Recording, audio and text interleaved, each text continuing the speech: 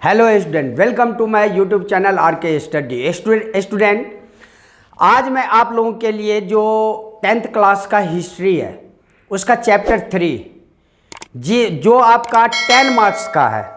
मैं गारंटी दिलाता हूँ कि 10 में 10 मार्क्स आपका आएंगे। बस इससे पहले मैं एक वीडियो बनाया हूँ, पूरा डिफाइन एनसीईआरटी के बेस पे मैं किया हूँ, वो एक बार आप देख लेना। और उसके बाद इंपॉर्टेंट क्वेश्चन का मैं वीडियो लाया हूँ, इसको देख लेना। आपका 10 में 10 मार्क्स नहीं आए तो हमें कहना आप। इसका सबसे पहला क्वेश्चन मैं लेके आया हूँ, जलियांवाला बाग हत्याकांड के क्या प्रभाव हुए। सबसे पहले आप जलियांवाला बाग हत्याकांड ये समझ लो कि जलियांवाला बाग हत्याकांड हुई थी, ये आपको आखिर हुआ क्यों। इससे जस्ट पहले एक कानून आया था, रॉलेट एक्ट, उसके कारण जो है सो बहुत सारे पंजाब के जो आपका नेता थे उन्हें गिरफ्तार कर लिया गया। उन नेताओं को कैसे छुड़ाया जाए, उसी के लिए सारे के सारे देश से आपको 13 अप्रैल 1919 को बैसाखी का पर्व के अवसर पे जलियांवाले बाग में मेला लगता था। तो सभी लोगों का ख्याल आया क्यों नहीं इस मेले में इकट्ठे होकर हम अपने नेताओं को कैसे छुड़ाएं, उसका वाद जो है सो हम करें। तो सारे के सारे नेता जलियांवाला बाग हत्याकांड में पहुंचे और पहुंचने के बाद जो है सो क्या हुआ, जनरल डायर को पता चल गया। जनरल डायर ने वहां आकर गोली चलवा दी, जिसमें कहा जाता है 1200 से भी अधिक लोग मारे गए, 2000 से अधिक घायल हुए। बहुत सारे लोग, बीच में एक कुआं था उसमें बचने की कोशिश की, लेकिन सारे एक दूसरे पे गिरते गए, जिसके कारण सारे के सारे मारे गए। इस प्रकार इस घटना के कारण आपका क्वेश्चन है जलियांवाला बाग हत्याकांड के प्रभाव बताने हैं आपको। तो प्रभाव में आप बता सकते हो कि सभी दुकानें बंद कर दिया गया। उसके बाद जो रेलवे कर्मचारी थे, वो बैंक के कर्मचारी थे, वो स्कूल कॉलेज सारे बंद कर दिए गए। सारे की जगह जो है हंगामा होने लगा।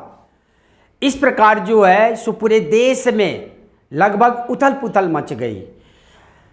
जो पंजाब था, जो उत्तरी भारत था, उस सारे जगह जो है सो क्या हुआ, हड़ताल ही हड़ताल होने लगी। जगह जगह जो है सो लोग आंदोलन करने लगे। सारे जितने भी कर्मचारी वगैरह थे वो सारे के सारे क्या किए, वो सारे के सारे इस्तीफे दे दिए। इस प्रकार जो है सो जलियांवाला बाग कांड जो है आप कह सकते हैं कि भारत में पहला ऐसा आपका जन आंदोलन कह सकते हैं आप, कि पहला एक ऐसा जन आंदोलन था जो महात्मा गांधी के द्वारा शुरू किया गया था। लेकिन इसे बीच में ही बंद कर दिया गया, क्योंकि 10 अप्रैल के आसपास सबसे पहले आप ये देख सकते हो कि ये जो 10 अप्रैल था उस समय में भी जो है बहुत सारे लोगों पर जो है गोली चला दिया गया। शांति जुलूस निकल रहा था, उस पर गोली चला दिया गया। और ये बृहत स्तर पे ये आंदोलन की शुरुआत हो सकती थी, लेकिन ये जो आपका हड़तालें थी, ये सारे के सारे जो कर्मचारी थे वो जो हड़ताल पे चले गए, जिसके कारण सारे के सारे जितने भी थे वो सोच रहे थे कि एक बड़ा आंदोलन करें, लेकिन अंग्रेजों ने ऐसा कानून ला दिया जिसके कारण इस आंदोलन को बीच में ही स्थगित करना पड़ा। महात्मा गांधी को दिल्ली आने पर रोक लगा दिया गया, लेकिन कह सकते हैं कि ये एक जन आंदोलन था। तो जलियांवाला बाग हत्याकांड तो यही है। उसके बाद है खिलाफत आंदोलन क्या था। तो खिलाफत आंदोलन की शुरुआत जो हुआ था अली बंधुओं के द्वारा हुआ था, शौकत अली और मोहम्मद अली के द्वारा हुआ था।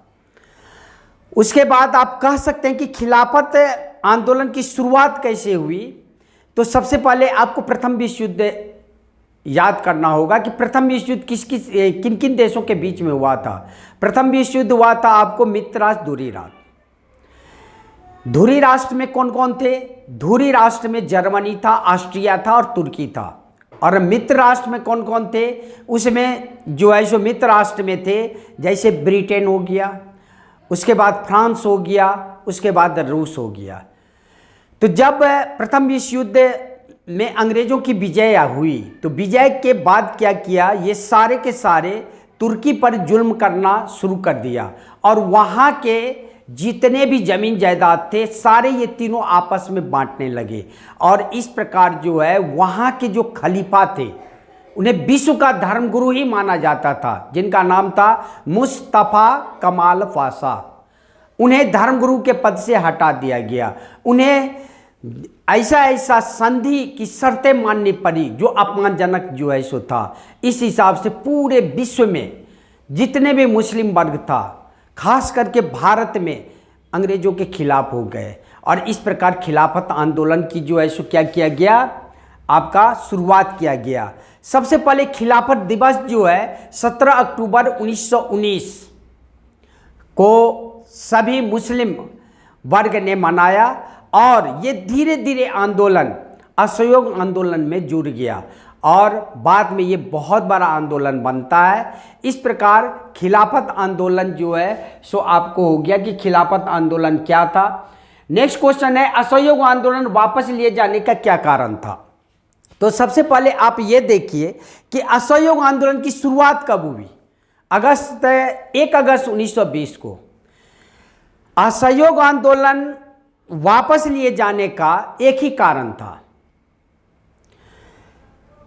एक गोरखपुर में एक डिस्ट्रिक्ट का नाम है चौरी चौरा जगह है, जहां पे सारे के सारे आंदोलनकारी आंदोलन करते हुए आ रहे थे।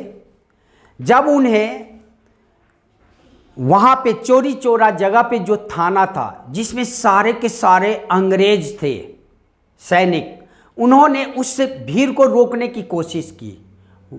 वे सारे के सारे 22 पुलिसकर्मी थे। जब भीड़ ने देखा कि ये सारे के सारे सिपाही हम पर जो है सो हमको जेल में बंद कर देंगे, हम गिरफ्तार हो जाएंगे, तो इसके कारण सारे के सारे जितने भी आंदोलनकारी थे उस 22 पुलिसकर्मी को उसी थाना में बंद कर दिया, बांध दिया और उनको पेट्रोल छिड़क के आग लगा दिया और जिंदा जला दिया गया। जिसके कारण महात्मा गांधी को जब ये पता चलता है कि चौरी चौरा जगह पे ऐसे ऐसे 22 पुलिसकर्मी को जिंदा जला दिया गया, तो महात्मा गांधी जी ये आंदोलन शुरू किए थे उसी समय में कहे थे आंदोलन कभी हिंसक नहीं होनी चाहिए, अहिंसक होनी चाहिए, हिंसा किसी भी हालत पे नहीं होनी चाहिए। और यहाँ पे हिंसा कर दिया गया सारे आंदोलनकारी के द्वारा। सारे के सारे 22 पुलिसकर्मी को जिंदा जला दिया, जिसके कारण महात्मा गांधी असहयोग आंदोलन वापस ले लिए। रॉलेट एक्ट की क्या परिस्थितियाँ थी? तो रॉलेट एक्ट के बारे में आप ये समझ जाइए कि ये जो रॉलेट एक्ट है इंपीरियल लेजिस्लेटिव काउंसिल के द्वारा सबसे पहले ये आपको 18 मार्च 1919 को प्रारंभ किया गया।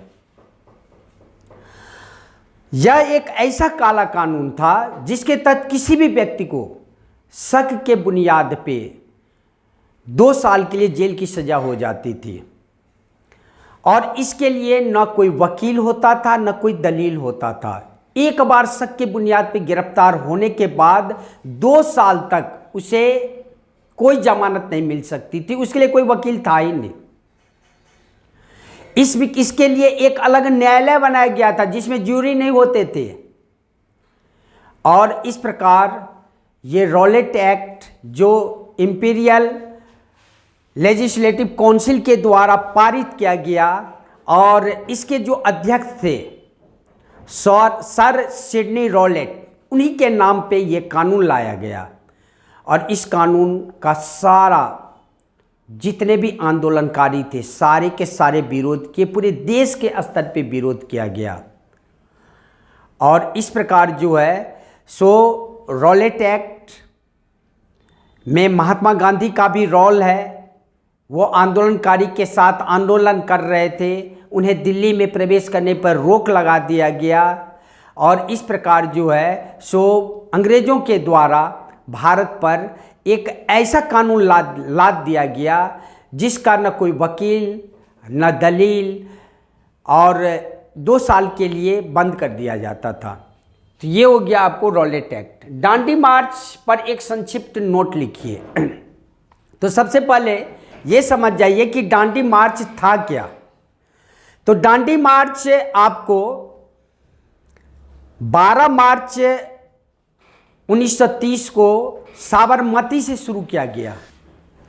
तो 12 मार्च 1930 को आपको दांडी यात्रा प्रारंभ किया गया गांधी जी के द्वारा 78 सहयोगियों के द्वारा। जब स्टार्टिंग था उस समय में 78 सहयोगी उनके साथ था। और कहा जाता है कि ये जो आपका दांडी मार्च था ये आपका 240 मील की दूरी थी, जिसको गांधी जी ने सहयोगियों के साथ 24 दिन में पूरा किया था। 10-10 मील डेली जो है सो वो यात्रा करते थे। पूरे विश्व वाले जितने भी राजनीतिज्ञ थे पूरे विश्व में, सारे के सारे क्रिटिसाइज करते थे कि ये लोग पहुंच ही नहीं पाएंगे दांडी, बीच में ही ये आंदोलन स्थगित हो जाएगा। लेकिन गांधी जी ने 24 दिन में 10 मील प्रत्येक दिन यात्रा करके 6 अप्रैल 1930 को जो आपका 12 मार्च 1930 को शुरू हुआ था साबरमती से यात्रा, वो 6 अप्रैल 1930 को दांडी पहुंचकर गांधी जी ने समुद्र के पानी को उबालकर मुट्ठी भर नमक बनाकर नमक कानून का उल्लंघन किए थे। अंग्रेजों को बता दिए गांधी जी उस समय में कि हम अब तुम्हारा कानून नहीं मानेंगे। ये जो नमक पर तुम एकाधिकार स्थापित कर लियो जो पहले भारतीयों का था, इससे बहुत घरों का, बहुत सारे परिवार इस नमक को बेचकर अपना गुजारा करता था। ये गरीब से गरीब, अमीर से अमीर लोगों की जो है सो आवश्यकता में से एक है, उस पर तुम एकाधिकार कर लिए। तो अब हम नहीं चुप बैठेंगे, अब हम कानून का उल्लंघन करेंगे। और इस प्रकार गांधी जी ने सबसे पहला कानून का उल्लंघन यही दांडी मार्च जाकर किए, नमक कानून का उल्लंघन। और अंग्रेजों को बता दिए कि अब हम तुम्हारा कोई भी कानून मानने के लिए तैयार नहीं है। दांडी मार्च को देखते हुए पूरे विश्व में ये कहा जाने लगा कि अंग्रेज की नींव लगता है अब हिल गया।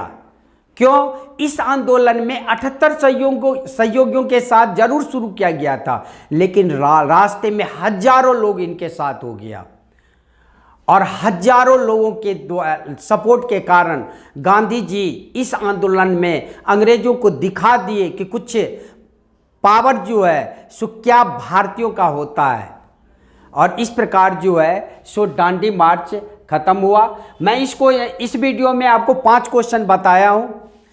हमें उम्मीद है कि 5 से 5 का 5 क्वेश्चन आप समझ गए होंगे। नहीं समझे तो पॉज कर के पीछे जा कर 1 बार 2 बार 3 बार आप देखें, और हम पे विश्वास करके जितने मैं क्वेश्चन दे रहा हूं बस उतना ही क्वेश्चन आपको देखना है।